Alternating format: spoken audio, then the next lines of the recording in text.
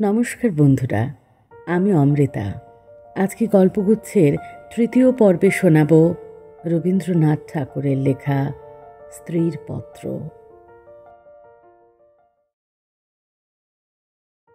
শ্রীচরণ কমলেশু।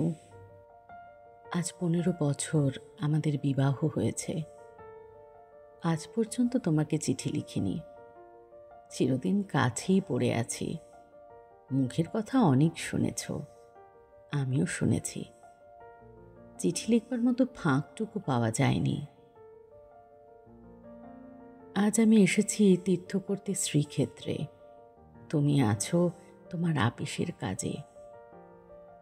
শামুকের সঙ্গে খোলসের যে সম্বন্ধ, কলকাতার সঙ্গে তোমার তাই। সে তোমার দেহ মনের সঙ্গে এঁটে গিয়েছে।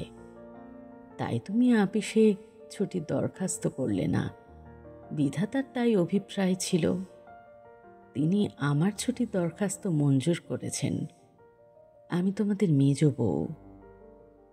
আজ 15 বছরের পর এই সমুদ্রের ধারে দাঁড়িয়ে জানতে পেরেছি আমার জগৎ এবং জগদীশ্বরের সঙ্গে আমার অন্য সম্বন্ধও আছে। তাই আজ সাহস করে এই চিঠিখানি লিখছি। এ তোমাদের মেজ বউয়ের চিঠি নয়। তোমাদের সঙ্গে আমার সম্বন্ধ কপালে যিনি লিখেছিলেন, তিনি ছাড়া যখন সেই সম্ভাবনার কথা আর কেউ জানতো না, সেই শিশু বয়সে আমি আর আমার ভাই একসঙ্গেই সান্নিপাতিক জ্বরে পড়ি। আমার ভাইটি মারা গেল, আমি বেঁচে উঠলুম। পাড়ার সব মেয়েরাই বলতে লাগলো, মৃণাল মেয়ে কিনা, তাই ও বাঁচল। ব্যাটা ছেলে হলে কি আর রক্ষা পেত? চুরিবিদ্যাতে জম পাকা। দামি জিনিসের পরেই তার লোভ। আমার মরণ নেই। সেই কথাটাই ভালো করে বুঝিয়ে বলবার জন্যে এই চিঠিখানি লিখতে বসেছি। যেদিন তোমাদের দুঃসম্পর্কের মামা তোমার বন্ধু নীরদকে নিয়ে কনে দেখতে এলেন, তখন আমার বয়স 12। দুর্গম পাড়াগাঁয়ে আমাদের বাড়ি। সেখানে দিনের বেলায় শেয়াল ডাকে। স্টেশন থেকে 7 ক্রোশ স্যাঁকড়া গাড়িতে এসে বাকি 3 মাইল কাঁচা রাস্তায় পালকি করে তবে আমাদের গাঁয়ে পৌঁছানো যায়। সেদিন তোমাদের কি হয়রানি!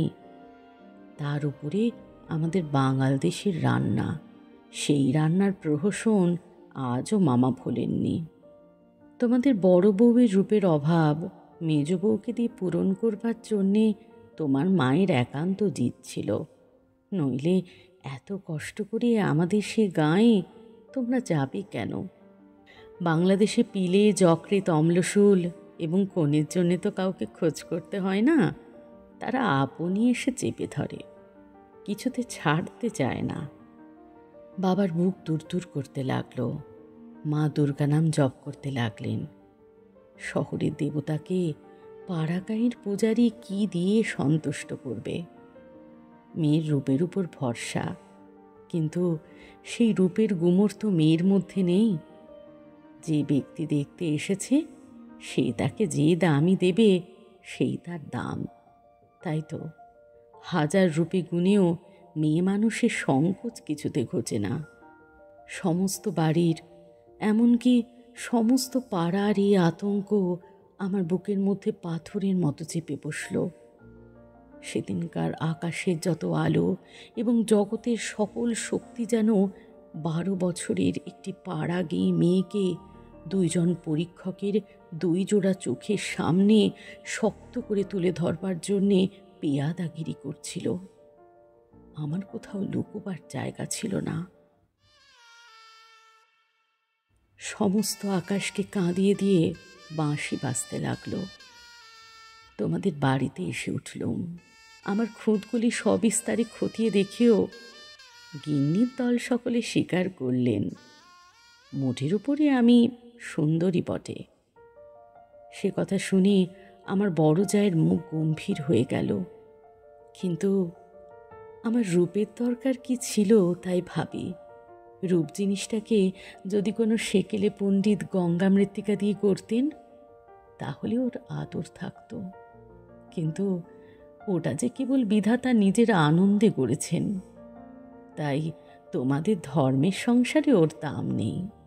আমার যে রূপ আছে সে কথা বলতে তোমার বেশি দিন লাগেনি, কিন্তু আমার যে বুদ্ধি আছে সেটা তোমাদের পদে পদে স্মরণ করতে হয়েছে। ওই বুদ্ধিটা আমার এতই স্বাভাবিক যে তোমাদের ঘরকন্যার মধ্যে এত কাল কাটিয়েও আজও সে টিকে আছে। মা আমার এই বুদ্ধিটার জন্যে বিষম উদ্বিগ্ন ছিলেন। মেয়ে মানুষের পক্ষে এক পালায়। যাকে বাধা মেনে চলতে হবে সে যদি বুদ্ধিকে মেনে চলতে চায় তবে ঠোকর খেয়ে খেয়ে তার কপাল ভাঙবেই। কিন্তু কি করব বলো? তোমাদের ঘরের বউয়ের যতটা বুদ্ধির দরকার, বিধাতা অসতর্ক হয়ে আমাকে তার চেয়ে অনেকটা বেশি দিয়ে ফেলেছেন। সে আমি এখন ফিরিয়ে দিই কাকে? তোমরা আমাকে মেয়ে জ্যাঠা বলে দুবেলা গাল দিয়েছ। কটু কথাই হচ্ছে অক্ষমের সান্ত্বনা। অতএব সে আমি ক্ষমা করলুম। আমার একটা জিনিস তোমাদের ঘরকন্যার বাইরে ছিল, সেটা কেউ তোমরা জানোনি। আমি লুকিয়ে কবিতা লিখতুম। সে ছাইপাশ যাই হোক না, সেখানে তোমাদের অন্দরমহলের পাঁচিল ওঠেনি। সেইখানে আমার মুক্তি, সেইখানে আমি আমি আমার মধ্যে যা কিছু তোমাদের মেজ বউকে ছাড়িয়ে রয়েছে সে তোমরা পছন্দ করনি, চিনতেও পারোনি। আমি যে কবি সে এই 15 বছরেও তোমাদের কাছে ধরা পড়েনি। তোমাদের ঘরের প্রথম স্মৃতির মধ্যে সবচেয়ে যেটা আমার মনে জাগছে সে তোমাদের গোয়াল ঘর। অন্দরমহলের সিঁড়িতে উঠবার ঠিক পাশের ঘরেই তোমাদের গরু থাকে। সামনের উঠোনটুকু ছাড়া তাদের আর নড়বার জায়গা নেই। সেই উঠোনের কোণে তাদের জাবনা দেবার কাঠের গামলা। সকালে বেহারার নানা কাজ।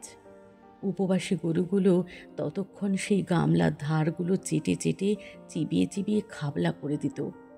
আমার প্রাণ কাঁদত। আমি পাড়া গাঁয়ের মেয়ে। তোমাদের বাড়িতে যেদিন নতুন এলুম সেদিন সেই 2টি গরু এবং 3টি বাছুরই সমস্ত শহরের মধ্যে আমার চিরপরিচিত আত্মীয়ের মতো আমার চোখে ঠেকল। যতদিন নতুন বউ ছিলুম নিজে না খেয়ে লুকিয়ে ওদের খাওয়াতুম। যখন বড় হলুম তখন গরুর প্রতি আমার প্রকাশ্য মমতা লক্ষ্য করে আমার ঠাট্টার সম্পর্কীয়রা আমার গোত্র সম্বন্ধে সন্দেহ প্রকাশ করতে লাগলেন। আমার মেয়েটি জন্ম নিয়েই মারা গেল। আমাকেও সে সঙ্গে যাবার সময় ডাক দিয়েছিল। সে যদি বেঁচে থাকতো তাহলে সে আমার জীবনে যা কিছু বড়, যা কিছু সত্য সমস্ত এনে দিত। তখন মেজ বউ থেকে একেবারে মা হয়ে বসতুম। মা যে এক সংসারের মধ্যে থেকেও বিশ্ব সংসারের। মা হবার দুঃখটুকু পেলুম, কিন্তু মা হবার মুক্তিটুকু পেলুম না। মনে আছে ইংরেজ ডাক্তার এসে আমাদের অন্দর দেখে আশ্চর্য হয়েছিল এবং আঁতুর ঘর দেখে বিরক্ত হয়ে বকাবকি করেছিল। সদরে তোমাদের একটুখানি বাগান আছে, ঘরে সাজসজ্জা আসবাবের অভাব নেই, আর অন্দরটা যেন পশমের কাজের উল্টো পিঠ। সেদিকে কোনো লজ্জা নেই, স্ত্রী নেই, শয্যা নেই। সেদিকে আলো মিটমিট করে জ্বলে, হাওয়া চোরের মতো প্রবেশ করে। উঠোনের আবর্জনা নড়তে যায় না। দেয়ালের এবং মেঝের সমস্ত কলঙ্ক অক্ষয় হয়ে বিরাজ করে। কিন্তু ডাক্তার একটু ভুল করেছিল। সে ভেবেছিল এটা বুঝি আমাদের অহোরাত্র দুঃখ দেয়। ঠিক উল্টো। অনাদর জিনিসটাই ছাইয়ের মতো। সে ছাই আগুনকে হয়তো ভিতরে ভিতরে জমিয়ে রাখে, কিন্তু বাইরে থেকে তার তাপকে বুঝতে দেয় না। আত্মসম্মান যখন কমে যায় তখন অনাদরকে তো অন্যায্য বলে মনে হয় না। সেই জন্যে তার বেদনা নেই। তাই তো মেয়ে মানুষ দুঃখ বোধ করতেই লজ্জা পায়। আমি তাই বলি, মেয়ে মানুষকে দুঃখ পেতেই হবে, এইটে যদি তোমাদের ব্যবস্থা হয় তাহলে যতদূর সম্ভব তাকে অনাদরে রেখে দেওয়াই ভালো। আদরে দুঃখের ব্যথাটা কেবল বেড়ে ওঠে। যেমন করেই রাখো, দুঃখ যে আছে এই কথা মনে করবার কথাও কোনোদিন মনে আসেনি। আঁতুর ঘরে মরণ মাথার কাছে এসে দাঁড়ালো, মনে ভয়ই হলো না।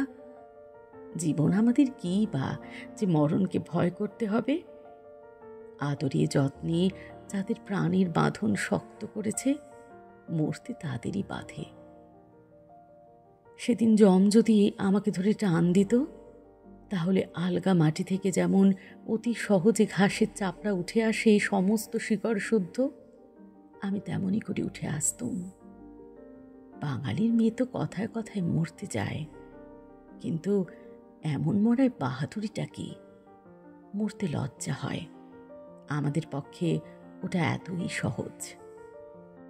আমার মেয়েটি তো সন্ধ্যা তারার মতো ক্ষণকালের জন্য উদয় হয়ে অস্ত গেল। আবার আমার নিত্যকর্ম এবং গরু বাছুর নিয়ে পড়লুম। জীবন তেমনই করেই গড়াতে গড়াতে শেষ পর্যন্ত কেটে যেত। আজকে তোমাকে এই চিঠি লিখবার দরকারই হতো না, কিন্তু বাতাসে সামান্য একটা বীজ উড়িয়ে নিয়ে এসে পাকা দালানের মধ্যে অশ্বত্থ গাছের অঙ্কুর বের করে। শেষকালের সেইটুকু থেকে ইটকাঠের বুকের পাঁজর বিদীর্ণ হয়ে যায়। আমার সংসারের পাকা বন্দোবস্তের মাঝখানে ছোট একটুখানি জীবনের কণা কোথা থেকে উড়ে এসে পড়ল। তারপর থেকে ফাটল শুরু হলো।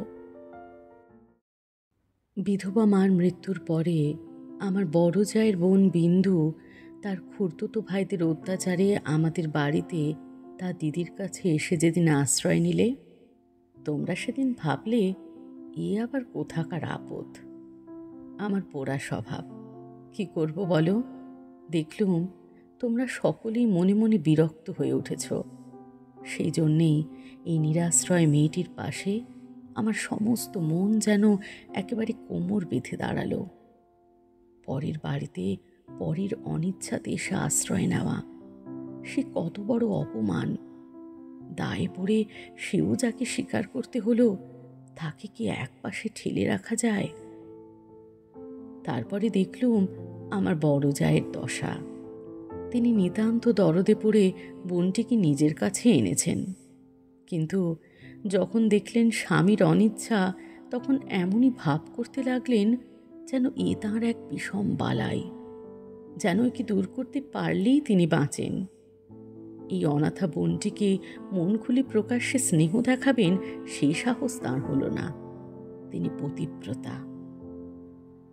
তাঁরই সংকট দেখে আমার মন আরো ব্যথিত হয়ে উঠল। দেখলুম বড় যা সকলকে একটু বিশেষ করে দেখিয়ে দেখিয়ে বিন্দুর খাওয়া পড়ার এমনই মোটা রকমের ব্যবস্থা করলেন এবং বাড়ির সর্বপ্রকার দাসী বৃত্তিতে তাকে এমনভাবে নিযুক্ত করলেন যে আমার কেবল দুঃখ নয়, লজ্জা বোধ হলো। তিনি সকলের কাছে প্রমাণ করবার জন্য ব্যস্ত যে আমাদের সংসারে ফাঁকি দিয়ে বিন্দুকে ভারী সুবিধাতরে পাওয়া গেছে। ও কাজ দেয় বিস্তর, অথচ খরচের হিসাবে বেজায় সস্তা। আমাদের বড় জায়ের বাপের বংশে কুল ছাড়া আর বড় কিছু ছিল না, রূপও না, টাকাও না। আমার শ্বশুরের হাতে পায়ে ধরে কেমন করে তোমাদের ঘরে তার বিবাহ হলো সে তো সমস্তই জানো। তিনি নিজের বিবাহটাকে এই বংশের প্রতি বিষম একটা অপরাধ বলেই চিরকাল মনে জেনেছেন। সেই জন্যে সকল বিষয়ে নিজেকে যতদূর সম্ভব সংকুচিত করে তোমাদের ঘরে তিনি অতি অল্প জায়গা জুড়ে থাকেন। কিন্তু তাঁর এই সাধু দৃষ্টান্তে আমাদের বড় মুশকিল হয়েছে। আমি সকল দিকে আপনাকে অত অসম্ভব খাটো করতে পারিনি। আমি যেটাকে ভালো বলে বুঝি, আর কারো খাতিরে সেটাকে মন্দ বলে নেওয়া আমার কর্ম নয়। তুমিও তার অনেক প্রমাণ পেয়েছ। বিন্দুকে আমি আমার ঘরে টেনে নিলুম। দিদি বললেন, মেজ বউ গরিবের ঘরের মেয়ের মাথাটি খেতে বসলেন। আমি যেন বিষম একটা বিপদ ঘটালুম। এমনইভাবে তিনি সকলের কাছে নালিশ করে বেড়ালেন, কিন্তু আমি নিশ্চয়ই জানি তিনি মনে মনে বেঁচে গেলেন। এখন দোষের বোঝা আমার উপরেই পড়ল। তিনি বোনকে নিজে যে স্নেহ দেখাতে পারতেন না, আমাকে দিয়ে সেই স্নেহটুকু করিয়ে নিয়ে তার মনটা হালকা হলো। আমার বড় যা বিন্দুর বয়স থেকে ২-৪টে অঙ্ক বাদ দিতে চেষ্টা করতেন, কিন্তু তার বয়স যে ১৪-র চেয়ে কম ছিল না, এ কথা লুকিয়ে পড়লে অন্যায় হতো না। তুমি তো জানো, সে দেখতে এতই মন্দ ছিল যে পড়ে গিয়ে সে যদি মাথা ভাঙত তবে ঘরের মেঝেটার জন্যেই লোকে উদ্বিগ্ন হতো। কাজেই পিতামাতার অভাবে কেউ তাকে বিয়ে দেবার ছিল না, এবং তাকে বিয়ে করবার মতো মনের জোরই বা কজন লোকের ছিল। বিন্দু বড় ভয়ে ভয়ে আমার কাছে এলো, যেন আমার গায়ে তার ছোঁয়াচ লাগলে আমি সইতে পারবো না। বিশ্ব সংসারে তার যেন জন্মাবার কোনো শর্ত ছিল না, তাই সে কেবলই পাশ কাটিয়ে চোখ এড়িয়ে চলত। তার বাপের বাড়িতে তার খুড়তুতো ভাইরা তাকে এমন একটি কোণও ছেড়ে দিতে চায়নি যে কোণে একটা অনাবশ্যক জিনিস পড়ে থাকতে পারে। অনাবশ্যক আবর্জনা ঘরের আশেপাশে অনায়াসে স্থান পায়, কেননা মানুষ তাকে ভুলে যায়। কিন্তু অনাবশ্যক মেয়ে মানুষ, যে একে অনাবশ্যক আবার তার উপরে তাকে ভোলাও শক্ত, সেই জন্য আস্থা করেও তার স্থান নেই। অথচ বিন্দুর খুড়তুতো ভাইরা যে জগতে পরমাবশ্যক পদার্থ, তা বলবার জো নেই, কিন্তু তারা বেশ আছে। তাই বিন্দুকে যখন আমার ঘরে ডেকে আনলুম, তার বুকের মধ্যে কাঁপতে লাগলো। তার ভয় দেখে আমার বড় দুঃখ হলো। আমার ঘরে যে তার একটুখানি জায়গা আছে, সেই কথাটি আমি অনেক আদর করে তাকে বুঝিয়ে দিলুম। কিন্তু আমার ঘর শুধু তো আমারই ঘর নয়, কাজেই আমার কাজটি সহজ হলো না। ২-৪ দিন আমার কাছে থাকতে তার গায়ে লাল লাল কি উঠল। হয়তো সে ঘামাচি, নয়তো আর কিছু হবে। তোমরা বললে বসন্ত, কেননা ও যে বিন্দু।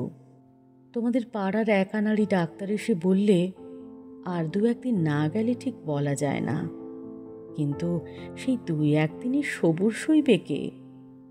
বিন্দু তো তার ব্যামোর লজ্জাতেই মরবার জো হলো। আমি বললুম, বসন্ত হয়তো হোক, আমি আমাদের সেই আঁতুর ঘরে ওকে নিয়ে থাকব, আর কাউকে কিছু করতে হবে না।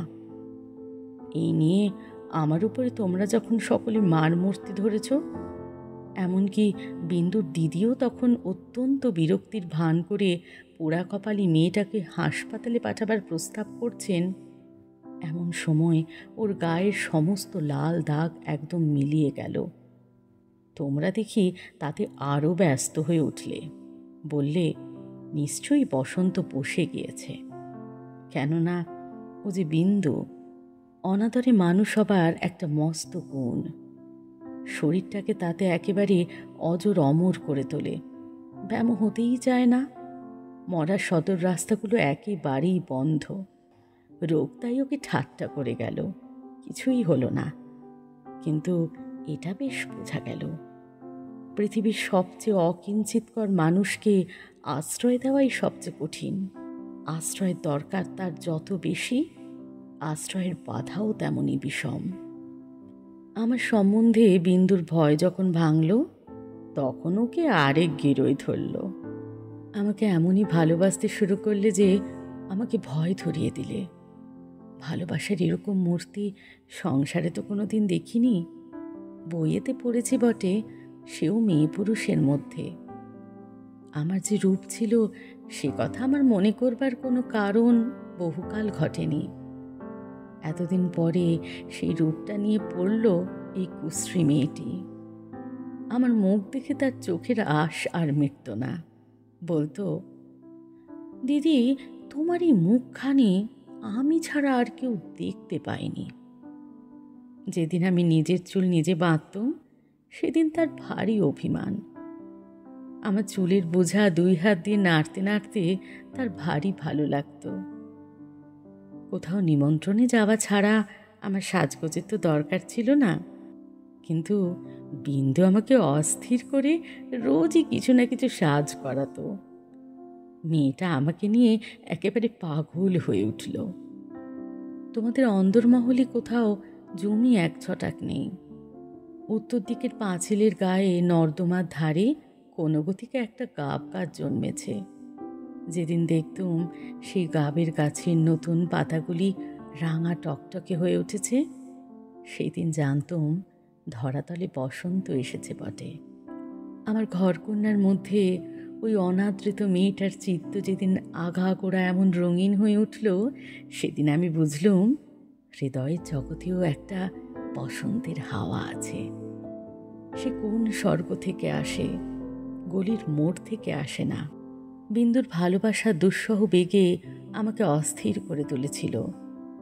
একবার তার উপর রাগ হতো, সে কথা স্বীকার করি, কিন্তু তারই ভালোবাসার ভিতর দিয়ে আমি আপনার একটি স্বরূপ দেখলুম, যা আমি জীবনে আর কোনো দিন দেখিনি।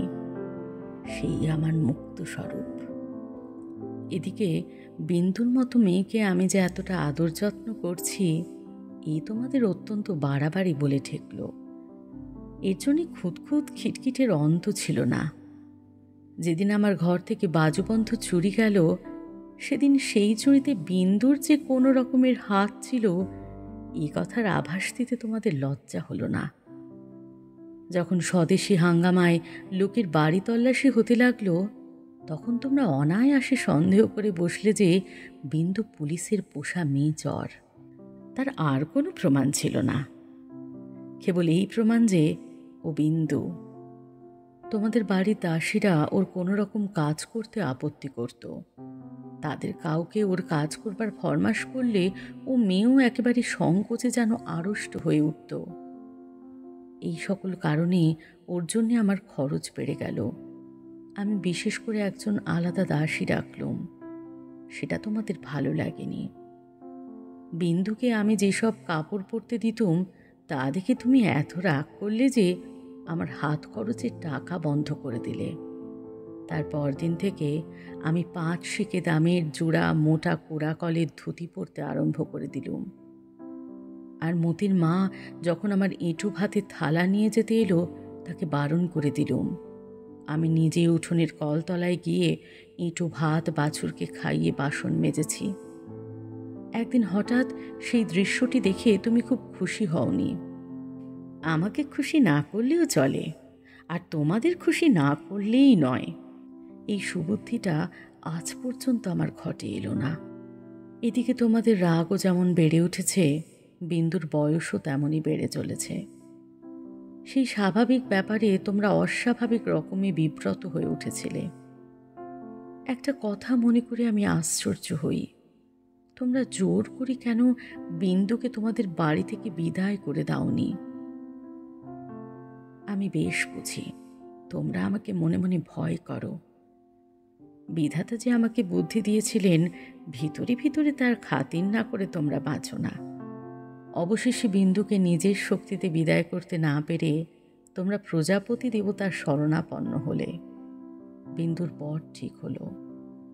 বড়জা বললেন, বাঁচলুম, মা কালী আমাদের বংশের মুখ রক্ষা করলেন।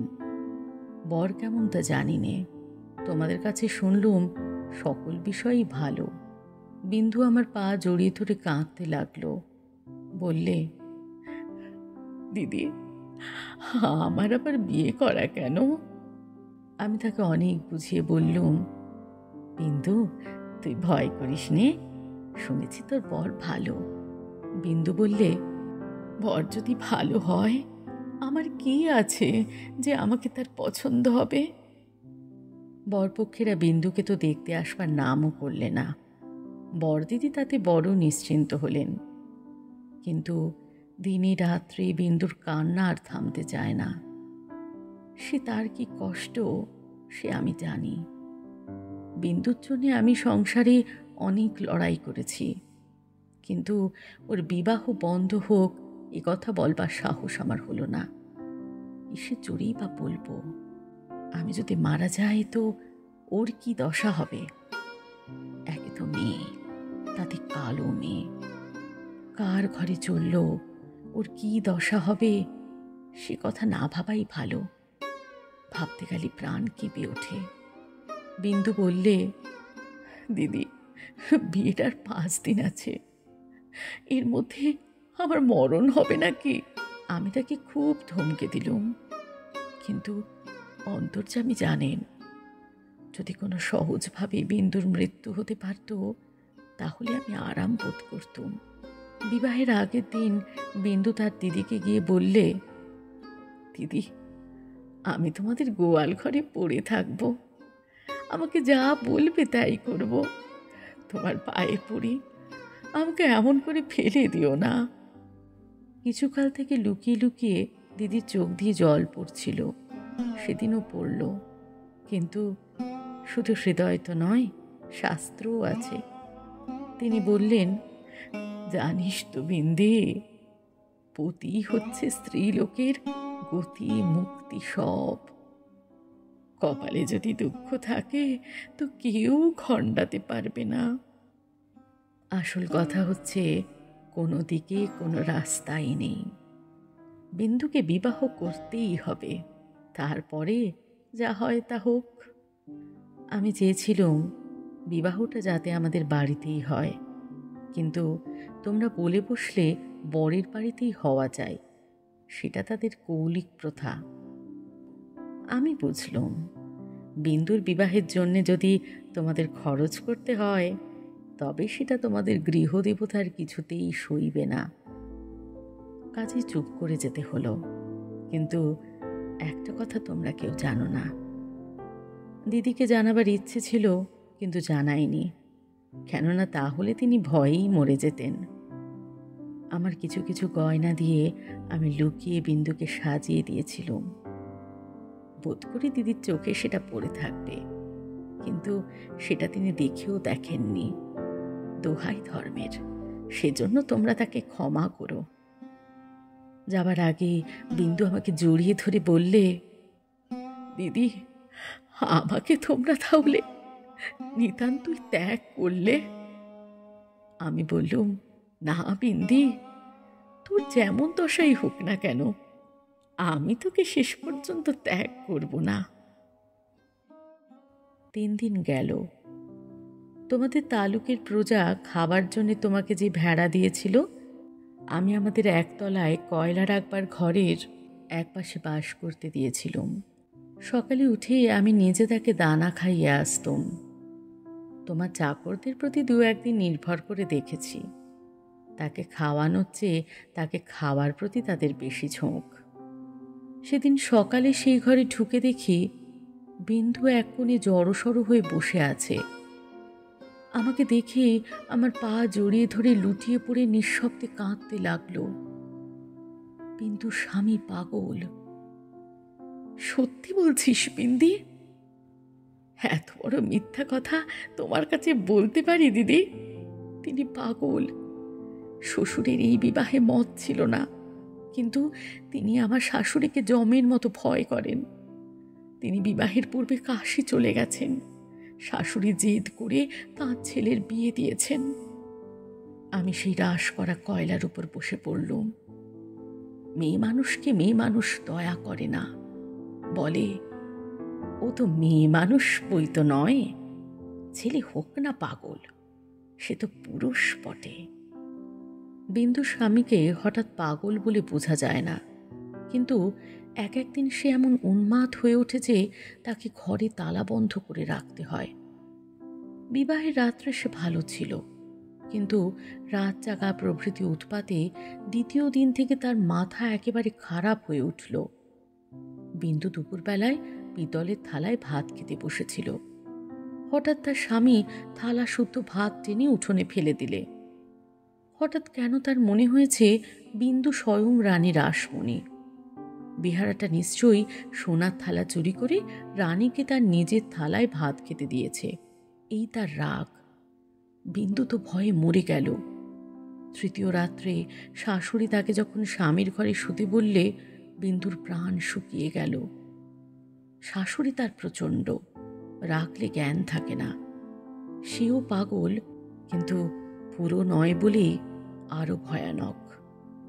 বিন্দুকে ঘরে ঢুকতে হলো। স্বামী সে রাত্রে ঠান্ডা ছিল, কিন্তু ভয়ে বিন্দুর শরীর যেন কাঠ হয়ে গেল।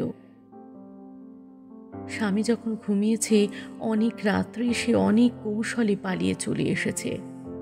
তার বিস্তারিত বিবরণ লিখবার দরকার নাই। ঘৃণায় রাগে আমার সকল শরীর জ্বলতে লাগলো। আমি বললুম, এমন ফাঁকির বিয়েই নয়। বিন্দু, তুই যেমন ছিলি তেমনই আমার কাছে থাক, দেখি তোকে কে নিয়ে যেতে পারে।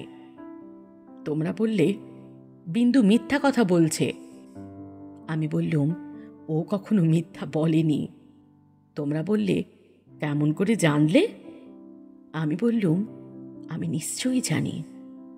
তোমরা ভয় দেখালে। বিন্দু শ্বশুরবাড়ির লোকে পুলিশ কেস করলে মুশকিলে পড়তে হবে। আমি বললুম, ফাঁকি দিয়ে পাগল বরের সঙ্গে ওর বিয়ে দিয়েছে, এ কথা কি আদালত শুনবে না? তোমরা বললে, তবে কি এই নিয়ে আদালত করতে হবে নাকি? কেন, আমাদের দায় কিসের? আমি বললুম, আমি নিজের গয়না বেচে যা করতে পারি করব। তোমরা বললে, উকিল বাড়ি ছুটবে নাকি? এ কথার জবাব নেই। কপালে করাঘাত করতে পারি, তার বেশি আর কি করব। ওদিকে বিন্দু শ্বশুর বাড়ি থেকে ওর ভাসুর এসে বাইরে বিষম গোল বাঁধিয়েছে। সে বলছে সে থানায় খবর দেবে। আমার যে কি জোর আছে জানি নে, কিন্তু কসাইয়ের হাত থেকে যে গরু প্রাণ ভয়ে পালিয়ে এসে আমার আশ্রয় নিয়েছে, তাকে পুলিশের তাড়ায় আবার সেই কসাইয়ের হাতে ফিরিয়ে দিতেই হবে, এ কথা কোনো মতেই আমার মন মানতে পারল না। আমি স্পর্ধা করে বললুম, তা দিক থানায় খবর। এই বলে মনে করলুম বিন্দুকে এই বেলা আমার শোবার ঘরে এনে তাকে নিয়ে ঘরে তালা বন্ধ করে বসে থাকি। খোঁজ করে দেখি বিন্দু নেই। তোমাদের সঙ্গে আমার বাদ প্রতিবাদ যখন চলছিল, তখন বিন্দু আপনি বাইরে গিয়ে তার ভাসুরের কাছে ধরা দিয়েছে। বুঝেছে এই বাড়িতে যদি সে থাকে তবে আমাকে সে বিষম বিপদে ফেলবে। মাঝখানে পালিয়ে এসে বিন্দু আপন দুঃখ আরো বাড়ালে। তার শাশুড়ির তর্ক এই যে তার ছেলে তো ওকে খেয়ে ফেলছিল না। মন্দ স্বামী দৃষ্টান্ত সংসারে দুর্লভ নয়, তাদের সঙ্গে তুলনা করলে তার ছেলে যে সোনার চাঁদ। আমার বড় যা বললেন, ওর পোড়া কপাল, তা নিয়ে দুঃখ করে কি করব। তা পাগল হোক ছাগল হোক, স্বামী তো বটে। কুষ্ঠরোগীকে কোলে করে তার স্ত্রী বেশ্যার বাড়িতে নিজে পৌঁছে দিয়েছে। সতীসাধ্যের সেই দৃষ্টান্ত তোমাদের মনে জাগছিল। জগতের মধ্যে অধমতম কাপুরুষতার এই গল্পটা প্রচার করে আসতে তোমাদের পুরুষের মনে আজ পর্যন্ত একটুও সংকোচ বোধ হয়নি। সেজন্যে মানব জন্ম নিয়েও বিন্দুর ব্যবহারে তোমরা রাগ করতে পেরেছ। তোমাদের মাথা হিট হয়নি। বিন্দুর জন্যে আমার বুক ফেটে গেল, কিন্তু তোমাদের জন্যে আমার লজ্জার সীমা ছিল না।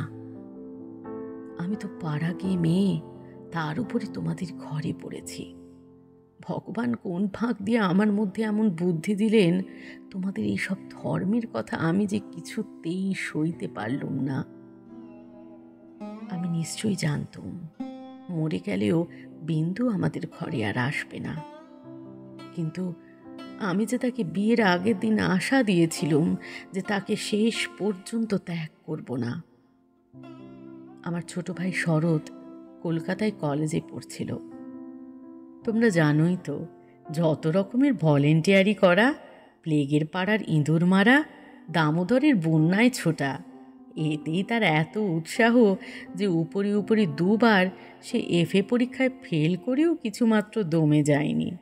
তাকে আমি ডেকে বললুম, বিন্দুর খবর যাতে আমি পাই, তোকে সেই বন্দোবস্ত করে দিতে হবে শরৎ। বিন্দু আমাকে চিঠি লিখতে সাহস করবে না, লিখলেও আমি পাবো না। এরকম কাজের চেয়ে যদি তাকে বলতুম বিন্দুকে ডাকাতি করে আনতে কিংবা তার পাগল স্বামীর মাথা ভেঙে দিতে, তাহলে সে বেশি খুশি হতো। শরতের সঙ্গে আলোচনা করছি, এমন সময় তুমি ঘরে এসে বললে, আবার কি হাঙ্গামা বাঁধিয়েছ? আমি বললুম, সেই যা সব গোড়ায় বাঁধিয়েছিলুম, তোমাদের ঘরে এসেছিলুম, কিন্তু সে তো তোমাদেরই কীর্তি। তুমি জিজ্ঞাসা করলে, বিন্দুকে আবার এনে কোথাও লুকিয়ে রেখেছ? আমি বললুম, বিন্দু যদি আসতো তাহলে নিশ্চয়ই এনে লুকিয়ে রাখতুম, কিন্তু সে আসবে না, তোমাদের ভয় নেই। শরৎকে আমার কাছে দেখে তোমার সন্দেহ আরো বেড়ে উঠল। আমি জানতুম শরৎ আমাদের বাড়ি যাতায়াত করে, এ তোমরা কিছুতেই পছন্দ করতে না। তোমাদের ভয় ছিল ওর পরে পুলিশের দৃষ্টি আছে, কোন দিন ও কোন রাজনৈতিক মামলায় পড়বে, তখন তোমাদের শুদ্ধ জড়িয়ে ফেলবে। সেই জন্যে আমি ওকে ভাইফোঁটা পর্যন্ত লোক দিয়ে পাঠিয়ে দিতুম, ঘরে ডাকতুম না। তোমার কাছে শুনলুম বিন্দু আবার পালিয়েছে, তাই তোমাদের বাড়িতে তার ভাসুর খোঁজ করতে এসেছে। শুনে আমার বুকের মধ্যে শেল বিঁধল। হতভাগিনীর সে কি অসহ্য কষ্ট তা বুঝলুম, অথচ কিছুই করবার রাস্তা নেই। শরৎ খবর নিতে ছুটল। সন্ধ্যার সময় ফিরে এসে আমাকে বলল, বিন্দু তার খুড়তুতো ভাইদের বাড়ি গিয়েছিল, কিন্তু তারা তুমুল রাগ করে তখনই আবার তাকে শ্বশুর বাড়ি পৌঁছে দিয়ে গেছে। এর জন্যে তাদের খেসারত এবং গাড়ি ভাড়া দণ্ড যা ঘটেছে, তার ঝাঁজ এখনো তাদের মন থেকে মরেনি। তোমাদের খুড়িমা শ্রীক্ষেত্রে তীর্থ করতে যাবেন বলে তোমাদের বাড়িতে এসে উঠেছেন। আমি তোমাদের বললুম, আমিও যাব। আমার হঠাৎ এমন ধর্মে মন হয়েছে দেখে তোমরা এত খুশি হয়ে উঠলে যে কিছুমাত্র আপত্তি করলে না। এই কথাও মনে ছিল যে এখন যদি কলকাতায় থাকি তবে আবার কোন দিন বিন্দুকে নিয়ে ফ্যাসাদ বাঁধিয়ে বসব। আমাকে নিয়ে বিষম ল্যাঠা। বুধবারে আমার যাবার দিন, রবিবারে সমস্ত ঠিক হলো। আমি শরৎকে ডেকে বললুম, যেমন করে হোক বিন্দুকে বুধবারে পুরী যাবার গাড়িতে তোকে তুলে দিতে হবে। শরতের মুখ প্রফুল্ল হয়ে উঠল। সে বললে, ভয় নেই দিদি, আমি তাকে গাড়িতে তুলে দিয়ে পুরী পর্যন্ত চলে যাব, ফাঁকি দিয়ে জগন্নাথ দেখা হয়ে যাবে। সেই দিন সন্ধ্যার সময় শরৎ আবার এলো। তার মুখ দেখে আমার বুক দমে গেল। আমি বললুম, কি শরৎ, সুবিধা হলো না বুঝি? সে বললে, না। আমি বললুম, রাজি করাতে পারলি নে? সে বললে, আর দরকারও নেই।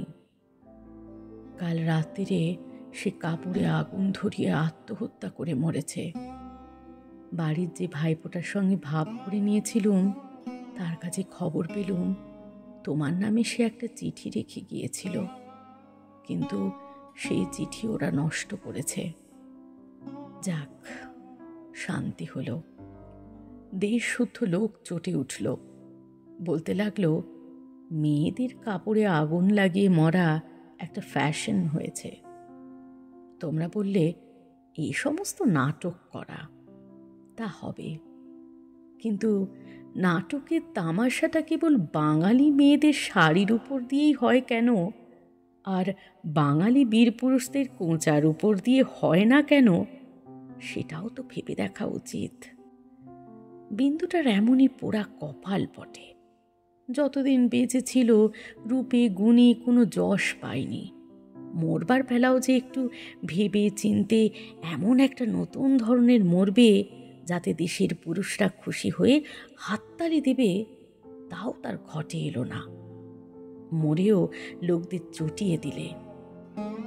দিদি ঘরের মধ্যে লুকিয়ে কাঁদলেন, কিন্তু সে কান্নার মধ্যে একটা সান্ত্বনা ছিল। যাই হোক না কেন, তবু রক্ষা হয়েছে। মরেছে বই তো না, বেঁচে থাকলে কি না হতে পারত। আমি তীর্থে এসেছি, বিন্দুর আর আসবার দরকার হলো না, কিন্তু আমার দরকার ছিল। দুঃখ বলতে লোকে যা বোঝে তোমাদের সংসারে তা আমার ছিল না। তোমাদের ঘরে খাওয়া পড়া অসচ্ছল নয়। তোমার দাদার চরিত্র যেমন হোক, তোমার চরিত্রে এমন কোনো দোষ নেই যাতে বিধাতাকে মন্দ বলতে পারি। যদি বা তোমার স্বভাব তোমার দাদার মতোই হতো, তাহলেও হয়তো মোটির উপর আমার এমনইভাবে দিন চলে যেত, এবং আমার সতী সাধ্বী বড় জায়ের মতো পতিদেবতাকে দোষ না দিয়ে বিশ্বদেবতাকেই আমি দোষ দেবার চেষ্টা করতুম। অতএব তোমাদের নামে আমি কোনো নালিশ উত্থাপন করতে চাইনি। আমারই চিঠি সেজন্যে নয়। কিন্তু আমি আর তোমাদের সেই ২৭ নম্বর মাখন বড়ালের গলিতে ফিরব না। আমি বিন্দুকে দেখেছি। সংসারের মাঝখানে মেয়ে মানুষের পরিচয়টা যে কি তা আমি পেয়েছি, আর আমার দরকার নেই। তারপরে এও দেখেছি, ও মেয়ে বটে, তবু ভগবান ওকে ত্যাগ করেননি। ওর উপরে তোমাদের যত জোরই থাক না কেন, সেই জোরের অন্ত আছে। ও আপনার হতভাগ্য মানব জন্মের চেয়ে বড়। তোমরাই যে আপন ইচ্ছা মতো আপন দস্তুর দিয়ে ওর জীবনটাকে চিরকাল পায়ের তলায় চেপে রেখে দেবে, তোমাদের পা এত লম্বা নয়। মৃত্যু তোমাদের চেয়ে বড়। সেই মৃত্যুর মধ্যে সে মহান। সেখানে বিন্দু কেবল বাঙালি মেয়ে নয়, কেবল খুড়তুতো ভাইয়ের বোন নয়, কেবল অপরিচিত পাগল স্বামীর প্রবঞ্চিত স্ত্রী নয়, সেখানে সে অনন্ত। সেই মৃত্যুর বাঁশি সেই বালিকার ভাঙা হৃদয়ের ভিতর দিয়ে আমার জীবনের যমুনা পারে যেদিন বাজল, সেদিন প্রথমটা আমার বুকের মধ্যে যেন বান বিঁধল। বিধাতাকে জিজ্ঞাসা করলুম, জগতের মধ্যে যা কিছু সবচেয়ে তুচ্ছ, তাই সবচেয়ে কঠিন কেন? এই গলির মধ্যকার চারিদিকে প্রাচীর তোলা নিরানন্দের অতি সামান্য বুদবুদটা এমন ভয়ঙ্কর বাধা কেন? তোমার বিশ্বজগৎ তার ৬ ঋতুর সুধা পাত্র হাতে করে যেমন করেই ডাক দিক না কেন, এক মুহূর্তের জন্যে কেন আমি অন্দরমহলটার এইটুকু মাত্র চৌকাঠ পেরোতে পারিনে? তোমার এমন ভুবনে আমার এমন জীবন নিয়ে কেন ওই অতি তুচ্ছ ইট কাঠের আড়ালটার মধ্যেই আমাকে তিলে তিলে মরতেই হবে? কত তুচ্ছ আমার এই প্রতিদিনের জীবনযাত্রা, কত তুচ্ছ এর সমস্ত বাঁধা নিয়ম, বাঁধা অভ্যাস, বাঁধা বুলি, এর সমস্ত বাঁধা মার। কিন্তু শেষ পর্যন্ত সেই দীনতার নাক পাশ বন্ধনেরই হবে জিত। আর হার হলো তোমার নিজের সৃষ্টি ওই আনন্দ লোকের। কিন্তু মৃত্যুর বাঁশি বাজতে লাগলো। কোথায় রে রাজমিস্ত্রির গড়া দেয়াল? কোথায় রে তোমাদের ঘরোয়া আইন দিয়ে গড়া কাঁটার বেড়া? কোন দুঃখে কোন অপমানে মানুষকে বন্দি করে রেখে দিতে পারে? ওই তো মৃত্যুর হাতে জীবনের জয় পতাকা উঠছে। ওরে মেজ বউ, ভয় নেই তোর। তোর মেজ বউয়ের খোলস ছিন্ন হতে এক নিমিষও লাগে না। তোমাদের গলিকে আর আমি ভয় করি নে। আমার সম্মুখে আজ নীল সমুদ্র, আমার মাথার উপরে আষাঢ়ের মেঘপুঞ্জ। তোমাদের অভ্যাসের অন্ধকারে আমাকে ঢেকে রেখে দিয়েছিল। ক্ষণকালের জন্যে বিন্দু এসে সেই আবরণের ছিদ্র দিয়ে আমাকে দেখে নিয়েছিল। সেই মেয়েটাই তার আপনার মৃত্যু দিয়ে আমার আবরণখানা আগাগোড়া ছিন্ন করে দিয়ে গেল। আজ বাইরে এসে দেখি আমার গৌরব রাখবার আর জায়গা নেই। আমার এই অনাদৃত রূপ যার চোখে ভালো লেগেছে, সেই সুন্দর সমস্ত আকাশ দিয়ে আমাকে চেয়ে দেখেছেন। এইবার মরেছে মেজ বউ। তুমি ভাবছ আমি মরতে যাচ্ছি? ভয় নেই, এমন পুরনো ঠাট্টা তোমাদের সঙ্গে আমি করব না। মীরাবাইও তো আমারই মতো মেয়ে মানুষ ছিল, তার সেগুলো তো কম ভারী ছিল না। তাকে তো বাঁচবার জন্য মরতে হয়নি।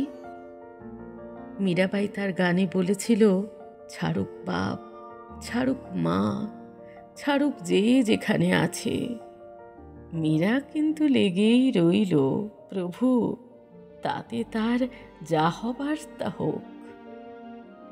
এই লেগে থাকাই তো বেঁচে থাকা। আমিও বাঁচব, আমি বাঁচলুম।